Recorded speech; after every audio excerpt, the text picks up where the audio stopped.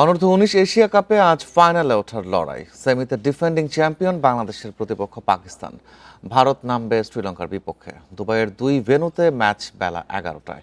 শ্রেষ্ঠত্ব ধরে রাখার পথে টাইগার যুবারা 3 ম্যাচ জিতে গ্রুপ সেরা হয়ে এসেছে সেমিফাইনালে। তাতে ভারতকেও এড়ানো গেছে।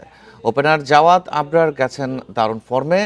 রিফাত আজিজুল কালামও অবদান রাখছেন পেস ও স্পিনে ভারসাম্য বোলিং আক্রমণে। ইমন শাহরিয়াররা আছেন ছন্দে।